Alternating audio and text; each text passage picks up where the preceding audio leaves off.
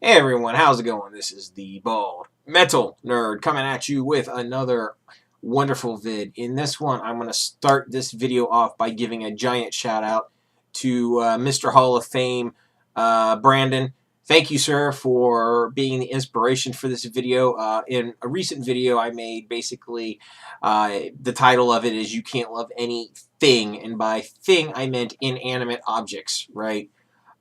Because I basically ascribe a certain emotional threshold to define the term love, and there's no physical object I really think that qualifies for that emotional threshold. But anyway, that's neither here nor there. We had some really good conversation in the comments, and basically, I think I overstepped a little bit when I said I don't know what your music collection is worth, because he has one of the most, if not the most impressive music collection I've ever seen. I will link in the video description to the video tour, or his most recent video tour of his music collection. When you see it, you'll be amazed. I mean, it looks like a record store. It's an absolutely incredible music collection.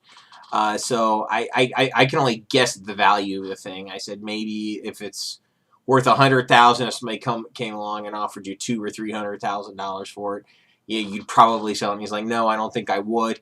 And that made me really start to think about it. I'm like, okay, I get what he's saying there. Because, I was thinking about the things that started to make me think about the things that I collect. As I mentioned in that video, I also, in addition to music, I collect other things. I collect Transformers. And this guy here was, I don't know what I originally paid for him however many years ago. I probably paid like, I don't know, between $10 and $13 for them way back when.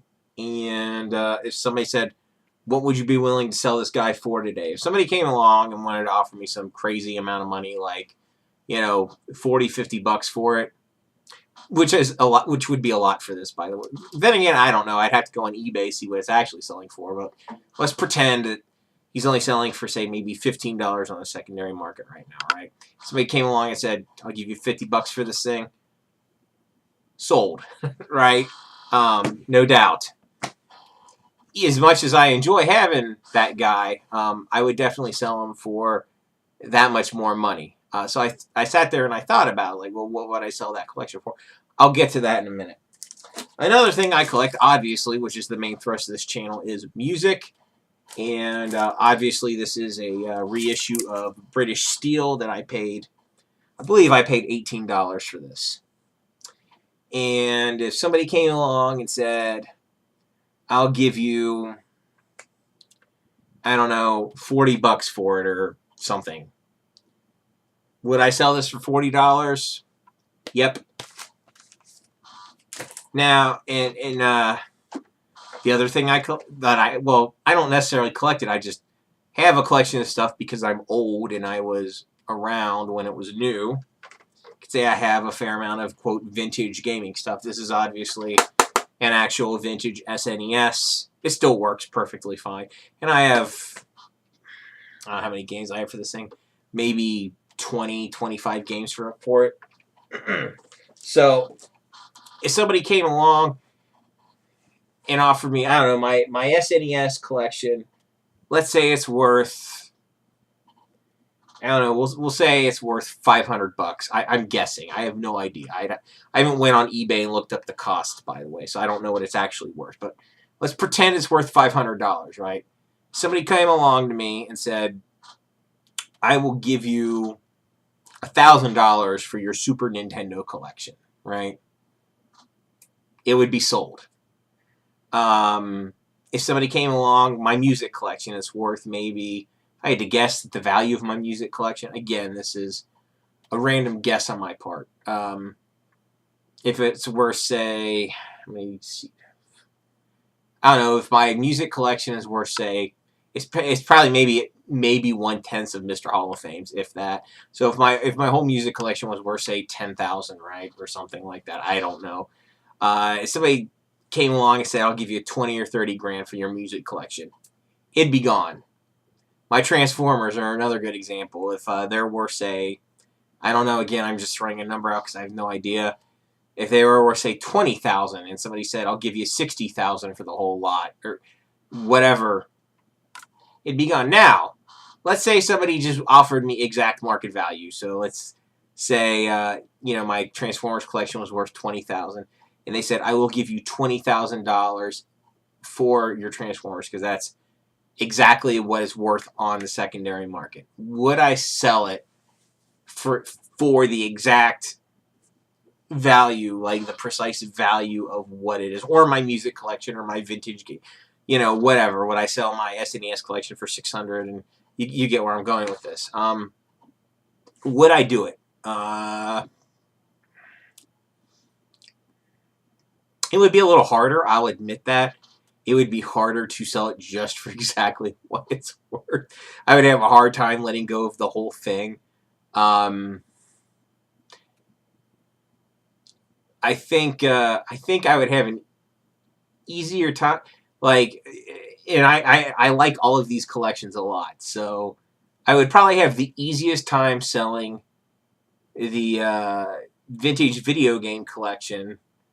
And I think the reason I would have the easiest time selling that is it's extremely easy to recreate the experience of old video games with emulators. It's ridiculously trivial and trivially.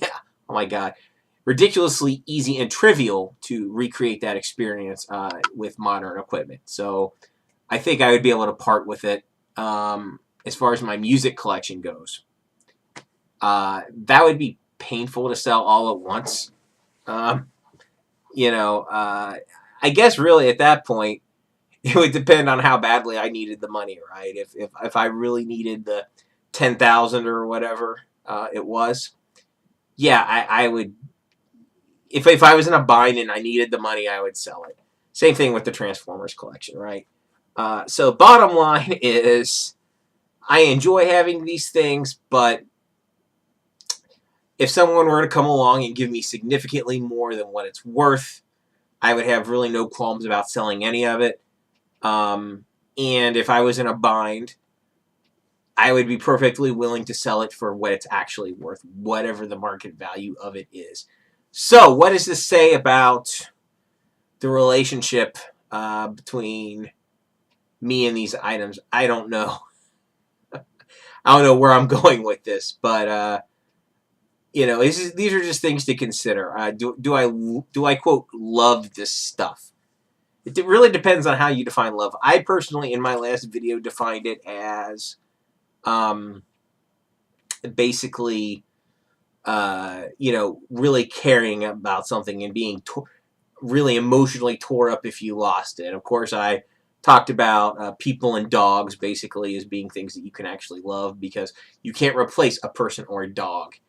Any inanimate object can be replaced if you really want it to be. So, and my collection of this stuff is so large. Like, let's say I did get rid of it all. Would I rebuild it to its current level? Probably not. I might get like a few select pieces and kind of be done. I don't know if it would ever get back to the current level of stuff that I have. So, I don't know. I still really build all this stuff more in the like category than love. Just something to think about. Let me know in the comments below what you think. Oh, wait. One last thing. Part of the reason I said Mr. Hall of Fame might have an easy time selling his collection is because, let's face it, his collection is a lot more valuable than mine, right? And if somebody came along and offered me, say $200,000 for a bunch of stuff that I really like that I own, I would sell it just like that because $200,000 would be enough to change my life for the better, like pretty instantaneously, right?